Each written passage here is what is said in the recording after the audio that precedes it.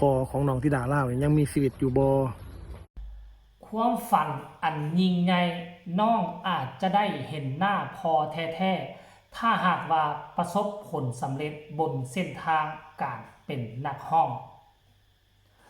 สวัสดีสบายดี FC แฟนคลับทุกทานก็แล้วกันมาพบมาพ่อกันคลิปนี้มีเรื่องราวข้อมูลข่าวสารเกี่ยวกับน้องธิดาลาวลูกสาวของพ่อผู้ศรีวิไลนั่นเองท่านผู้ชมในค่ำคืนที่ผ่านมามีหลายเรื่องหลายราวที่มันเกิดขึ้นแล้วก็เจบอลาวกับบ่มีเวลาเฮ็ดคลิปเฮ็ดข่าวแน่พวกเจ้าฮู้บ่อาจจะได้เบิ่งโทรทัศน์ทางฝั่งไทยก็ยังเอาไปตีข่าวอึกกระทึกคึกโคมเกี่ยวกับพายุหมากเห็บถล่มใส่นครหลวงเวียงจันทร์หลายพื้นที่หลายอำเภอหลายเมืองเฮือนซ่านบ้านซองแม้กระทั่งมีสังกะสีมีกระเบื้องมีซีแพคมีโอ้บ่รอดทะลุสังกะสีผ่านเข้าเพดานทะลุฮอดพื้นบ้านโต๊ะตังเครื่องเฟอร์นิเจอร์แตกกระจุยแตกกระจายท่านผู้ชมเมื่อวานนี้เมืองที่ถึกนักกว่าหมู่คือเมืองสีโคตรตะบองเนาะเมืองสีโคตรอยู่ทางทิศเหนือของนครหลวงเวียงจันทร์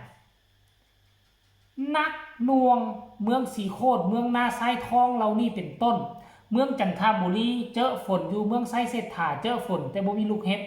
แต่ลูกเห็บดันไปตกแต่เมืองนั่นอำเภอสีโคตรตะบองท่านผู้ชมในนครหลวงเวียงจันทร์มี9ตัวเมือง1ตัวเมืองเท่านั้นซึ่งมันเป็นพายุลูกเห็บตกในบริเวณกว้างได้1เมือง1อำเภอนี่นะหมู่บ้านเป็นหมู่เลยนะหลังคาเป็นหลายร้อยหลังคาพังพินาศหมดเหลือแต่โครงหลังคาเป็นโครงเล็กอันว่าที่เขมรยิงกันน่ะ BM21ตกใส่เงินฝั่งไทยว่าตกใส่ปั๊มน้ำมันว่าหายแห้งแล้วมาเจอพายุลูกเห็บตกใส่หลังคาบ้านใดที่เป็นสังกะสีน่ะมุนอุ้ยปุ้ยหายกระเบิดนิวเคลียร์ใครจะไปเชื่อว่าเป็นลูกเห็บหน่วยซ้ำนี่ท่านผู้ชมเอ้ยอย่าสู้ไปวอนหามันพายุลูกเห็บนี่คือจะเป็นทีแรกในโลกที่มีลูกเห็บหน่วยซ้ำกำปั้นหน่วยซ้ำนี่ซ้ำจอกแก้วนี่ท่านผู้ชมแต่ว่าล่าสุดเมื่อกี้นี่เห็นข่าวออกมาแล้วมีแม่ลูกคู่หนึ่งน้องผู้หญิงคนหนึ่งอายุประมาณ20ปลายกว่าปีลูกน้อยประมาณ 4-5 เดือนดับมันเห็บตกใส่หัวแตกกระจายท่านผู้ชมเอ้ยเอามาเข้าสู่หัวข้อลักของพวกเขากันแล้วกันท่านผู้ชม FC แฟนครับทักทายกันคลิปนี้ก็มีเรื่องราวข้อมูลข่าวสารมีหลายคนถามคำถามเจาะจิ้มถามคำถามแทงใจซึ่งพอผู้ศรีวิไลบ่อยากตอบบ่อยากเว้าเกี่ยวกับเรื่องนี้เพราะว่ามันเป็นเรื่องละเอียดอ่อนเกี่ยวกับพ่อเฒ่าแม่เฒ่าแล้วก็กับแม่แท้ๆที่ดาลาวหลายคนถามว่าพ่อแท้ๆที่ดาลาวเป็นไผเพิ่นอยู่ไสจากโลกนี้ไปแล้วบ่ยังมีชีวิตอยู่หรือบ่ในเมื่อมาเจอคำถามแบบนี้พอผู้ศรีวิไลจะมีศิลปะในการตอบคำถามคือแนวใดและคำคิดคำเห็นของพอผู้ศรีวิไลเพิ่นคิดเอาไว้คือแนวใดในอนาคตน้องจะมีโอกาสตามหาพอหรือบ่เนาะรายละเอียดอยากให้ทุกคนไปชมคลิปนี้นำกันจากปากพอผู้ว่าพอผู้ตอบ FC แฟนคลับคือแนวใดได้คำตอบเป็นจังใดจะพาน้องตามหาบ่เมื่อใดให้ไปฟังจากปากของผู้แล้วจังมาพอกันในช่วงต่อไปพอของน้องธิดาเล่าเนี่ยยังมีชีวิตอยู่บ่กะอันนี้เฮาก็บ่ขอกล่าวล่วงนะครับเพราะว่าเพิ่นถามกันมาหลายแฮงนะครับว่าพอคนเดิมของน้องธิดาเล่าเนี่ยเพิ่นยังมีชีวิตอยู่บ่หรือว่าจังไดคือบ่พาน้องไปหาพ่อจักเทื่อแน่นะแต่เราก็ไม่ขออนุญาตเราขออนุญาตไม่ก้าวล่วงตรงนี้ดีกว่าเนาะนะครับบ่ขอพูดถึงตรงนี้เนื่องจากว่าในส่วนนั้นเราไม่สามารถที่จะเข้าไปก้าวไก่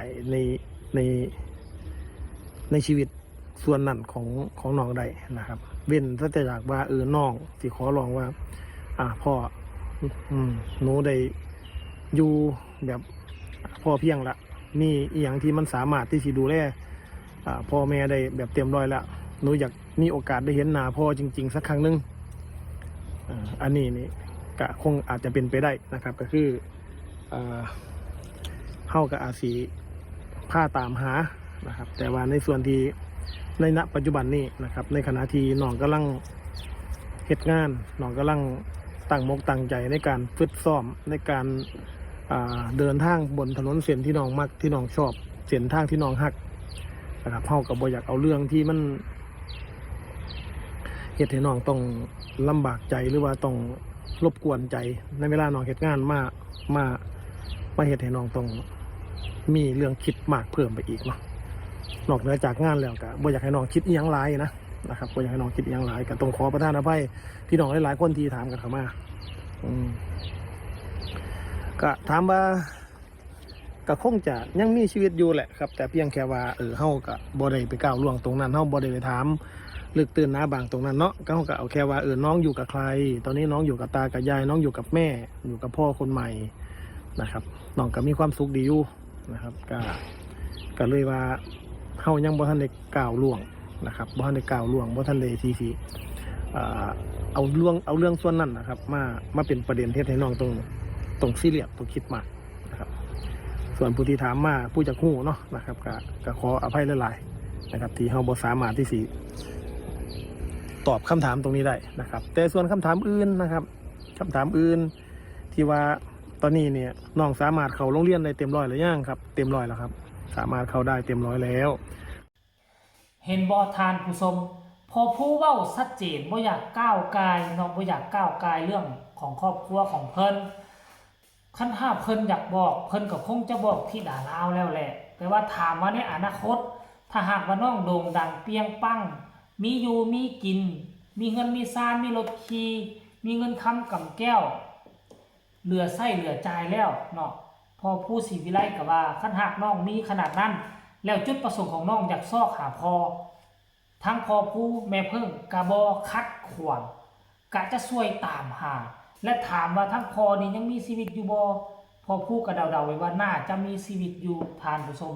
และค่อยก็เชื่อว่าพอแท้ๆของน้องก็คงจะเห็นน้องอยู่แหละปัจจุบันนี้คงจะเห็นและคงจะฮู้ว่าลูกสาวของตนเองโลดแล่นอยู่บนเส้นทางศิลปิน